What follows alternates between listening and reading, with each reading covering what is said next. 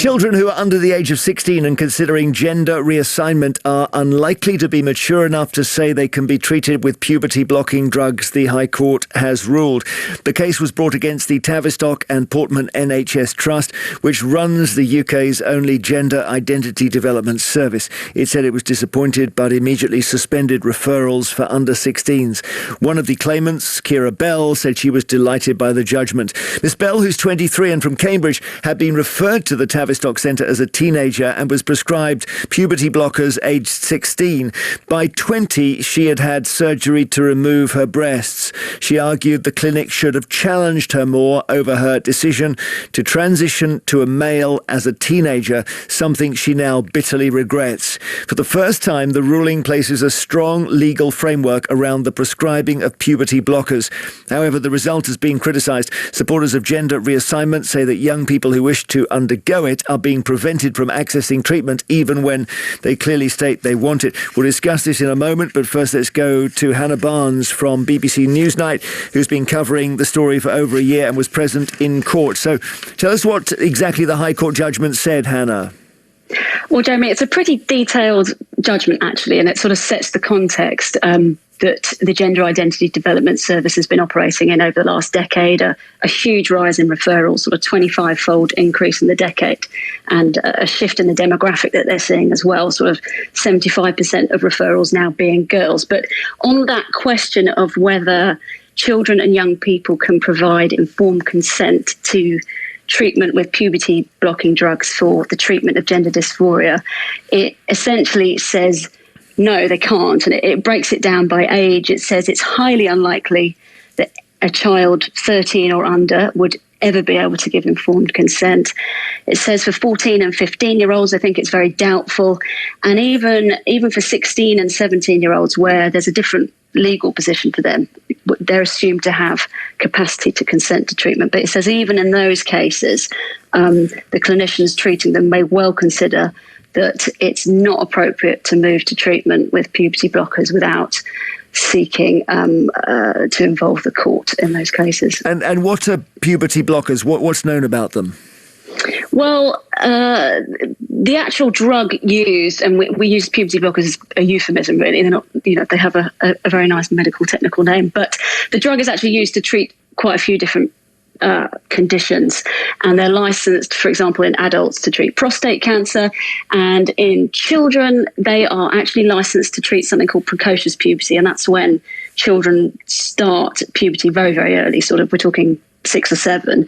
And what we know about them for their use in children is largely based on the treatment for precocious puberty. And what the judges were saying yesterday in their judgment is that when these drugs, puberty blockers, are used to treat gender dysphoria in young people, that's very different to precocious puberty. And in this instance, they're used off-label, which isn't actually unique for children's drugs, but it is quite unique to use a drug for a completely different purpose. And that's what the judges were saying. And they set out that they say they're really different because with precocious puberty, when you're very little, you take the blocker. It does exactly what it says on the tin, essentially. It blocks your puberty. But then you stop taking it and puberty kicks in at sort of a more normal time for puberty, so not when you're so little. But often in the case when puberty blockers are used in the treatment of gender dysphoria, young people take them for very many years, and they often don't stop. They go on to the next stage of transitioning, which is taking cross-sex hormones. And so that natural process of puberty, if you like, never really happens. And so that's why the judgment sort of differentiates between them. Right, I understand. I know the Tavistock Clinic and others say that the puberty blockers give the young person time, buys you time, essentially. But they've been prescribing them to children under 16, have they?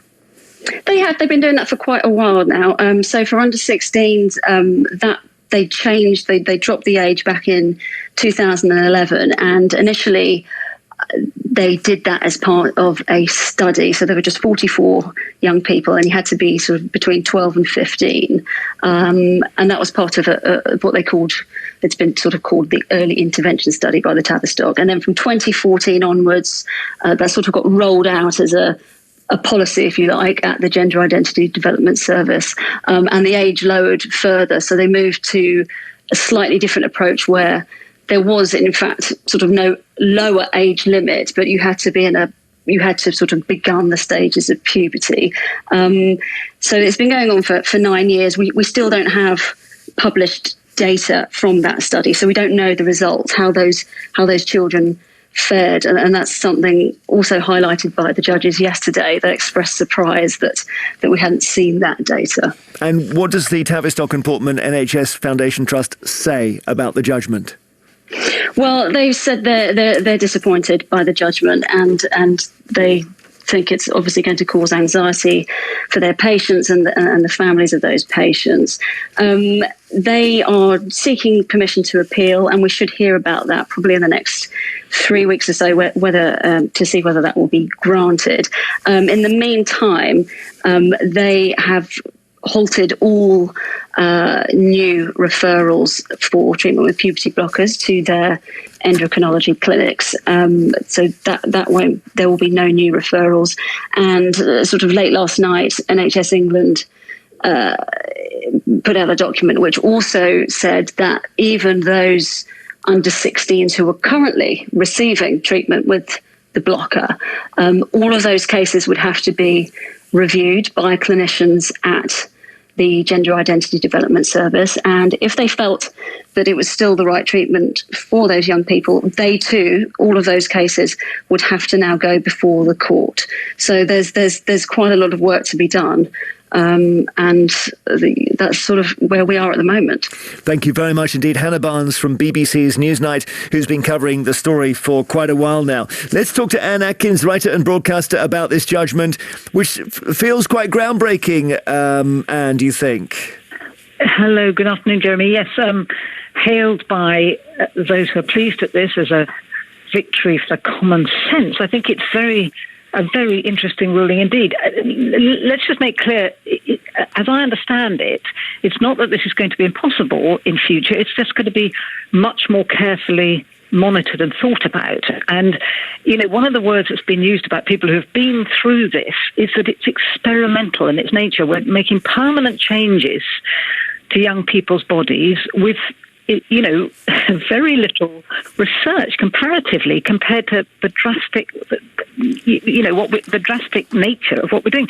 If I could just, if you bear with me a minute, just tell you my own experience. When I was a child of aged about 9, 10, 11, for about 2 or 3 years, I had passionate gender dysphoria, actually. I was convinced that I was a boy trapped in a girl's body, and terribly much wanted to be a boy and dressed like a boy and wanted to be treated like a boy.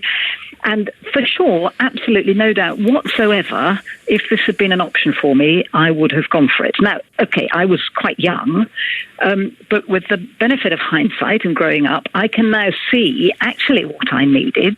I was brought up in a boys' choir school, and the boys had all sorts of privileges I didn't have. They could sing in a world-famous choir, and I couldn't because I was a girl.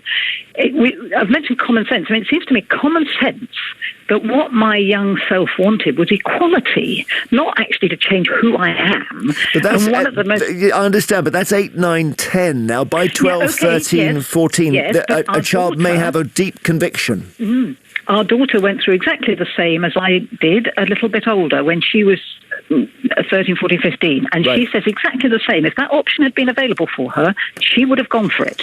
And both of us, I think, would say, I would certainly say, and I believe she would say, it would have wrecked our lives to have had permanent changes made as a result of something that we were growing through. And I believe what we very much need for young people, for all young people actually, is an awful lot more flexibility about how you can identify in ways that don't change you permanently. Of course, boys should be allowed to wear skirts. Of course, girls should have equal opportunities. Of course, boys should be able to exhibit feminine, what we think of as feminine attributes, and have the freedom to grow their hair and put them in ponytails. And of course, because these are, you know, teenagers are above all experimental. They have to try things. They're finding out about their identity. But to use medication to make permanent changes. This is really quite. These are life-changing things. It affects your fertility. It affects Miss Bella, who's been extremely brave in coming forward about this. She's now got changes to her body that she cannot reverse. And if I could just quote what she said, which I think is really powerful, she says, "I just wish someone had analysed my situation and the problems I had without changing my body. My body was fine." And she is coming at this from a point of view of personal experience. I wrote an article on this some years ago when I interviewed a number of people who'd had, some of whom had gone right through surgery and everything, and some hadn't gone that far, all of whom regretted it. Now, of course, we all have friends who are transgender, for whom it has been a wonderful experience, and they've found huge happiness by transitioning in adulthood. But to allow, not to protect our young people from experiments. Our youngest is 17. She's a fabulously mature 17-year-old. She needs her parents and doctors to look after her and care for her. Thanks very much indeed, Anne Atkins, writer and broadcaster. And listening to that very carefully is Susie Green from Mermaids, a charity which supports trans young people and their families. I'm guessing you're going to disagree with quite a bit of that, Susie. I actually don't disagree with the fact that young people should be allowed the freedom to experiment and to try on what they want and do what they want and be who they are. But she said without changing their bodies, she said. Well, that's the whole point. This whole point is about puberty blockers, which Hannah rightly referred to as being completely reversible and used in precocious puberty for exactly that reason. And nothing else is prescribed for young people under 16 other than puberty blockers. And this is the whole point. It's talking about irreversible changes that aren't actually happening. And even when young people go on to cross-sex hormones, which would only be from 16 plus, even then all of this entire process is we've got a 30-month waiting list at the moment for young people to even be seen for their first appointment. Upon their first appointment, they have at least a year of consultations and appointments and assessments before any kind of intervention medically is provided, or even offered. And often it's a lot longer than that. And what we're seeing here is thousands. We've got thousands of children, young people, and their parents who are now absolutely distraught and panicked because a hope that they have had that they will alleviate the very real distress that their children are suffering, that those young people are suffering, has suddenly been ripped away. My understanding is that the judges said that the use of puberty blockers for gender dysphoria is quite different from the conventional use of them for precocious puberty. It does exactly the same job. No, I don't know how they're not disagreeing with that. They're saying it's quite different. It's different only in the terms of that you're stopping a puberty that is causing massive distress for young people with gender dysphoria, whereas for young people with precocious puberty, you're stopping a puberty that is too early. And the fact is, off-label is the phrase that's used. It's not what it was made for.